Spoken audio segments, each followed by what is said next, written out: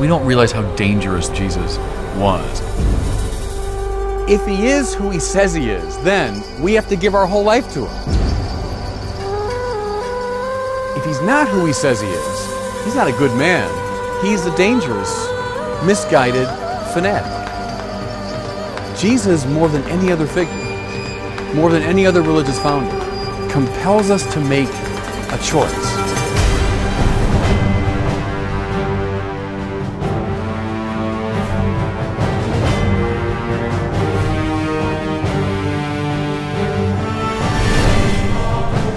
The church is meant to gather not just the people of the world. It's meant in some mystical way to gather all of creation, all of nature, around the energy of Christ. To be grounded in Christ, she realized, was to be grounded in that very power, which here and now creates the cosmos, that power which lies beyond the vagaries of space and time. The Christian faith is never meant to be held onto as a private privilege. It's meant to be shared. And so the apostolic church to the present day still has that great missionary purpose.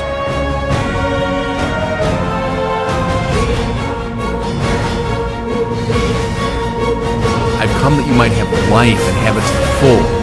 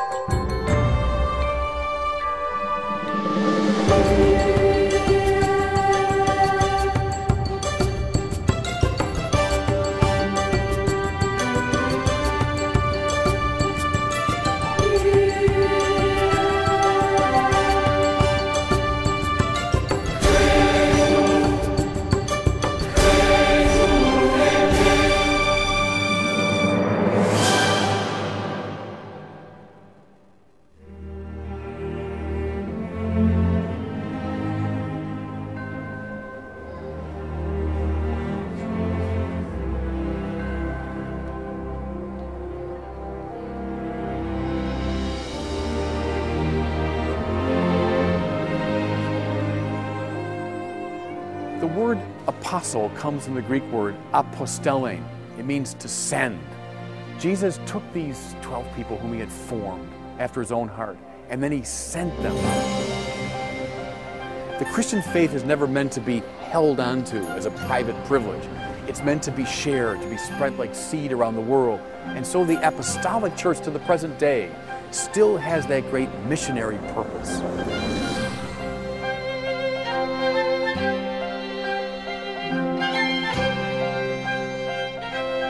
The God that Jesus consistently proclaimed is a God of tender mercy, a God of gracious love, whose very nature is to give.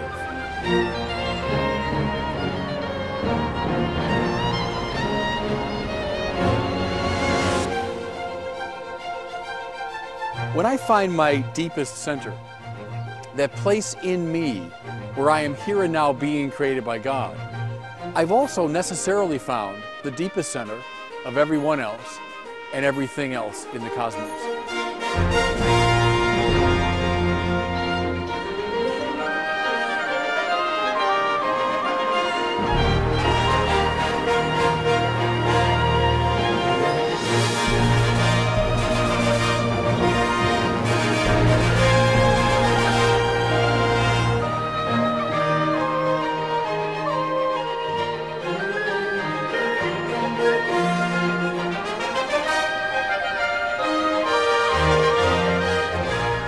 On June 2nd, 1979, John Paul II said Mass here in Victory Square. He preached and he spoke of God, of freedom, of human rights. The crowd began to chant, "We want God, we want God."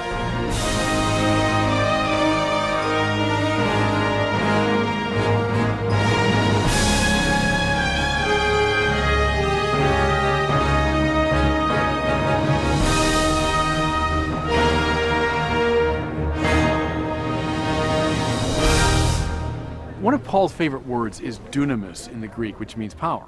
Dynamite comes from that. And the gospel, he keeps saying, is dunamis.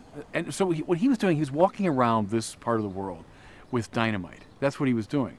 And the dynamite was that God is love and that God has manifested himself in Jesus Christ, risen from the dead. And it's dynamite that will turn the world upside down.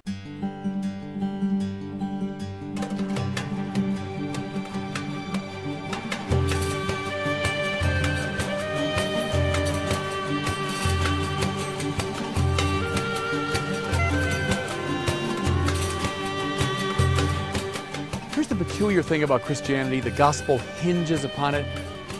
Jesus consistently speaks and acts in the very person of God.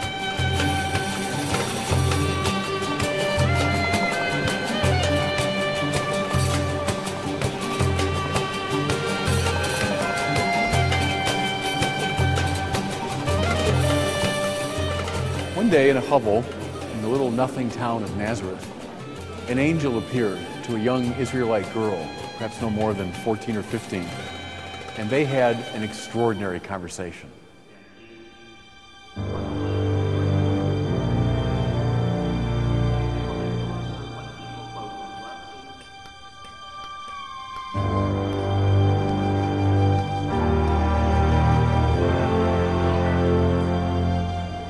Our Lady of Guadalupe became the bearer to this nation, to this people, of the God who orders things not through violence, not through scapegoating, but precisely through love.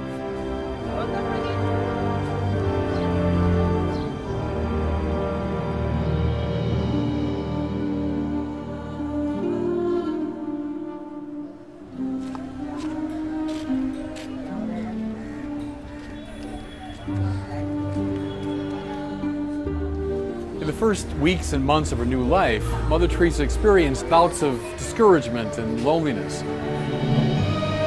But she persevered, and so many of Mother Teresa's former students came to join her here in the slums of Calcutta.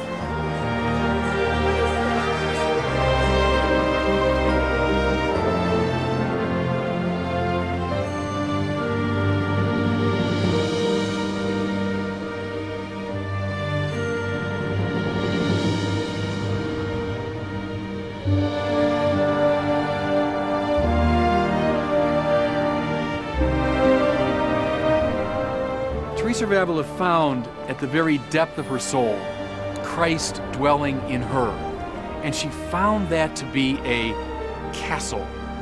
To be grounded in Christ, she realized, was to be grounded in that very power which here and now creates the cosmos, that power which lies beyond the vagaries of space and time.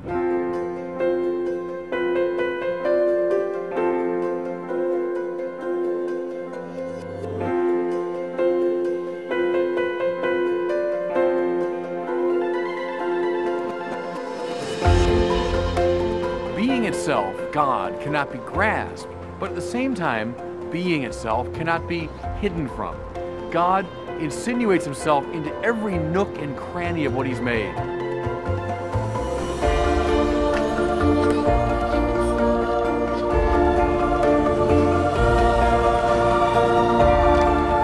The Church Father Tertullian said, "The blood of the martyrs is the seed of Christians." Is that true in this case? You tell me.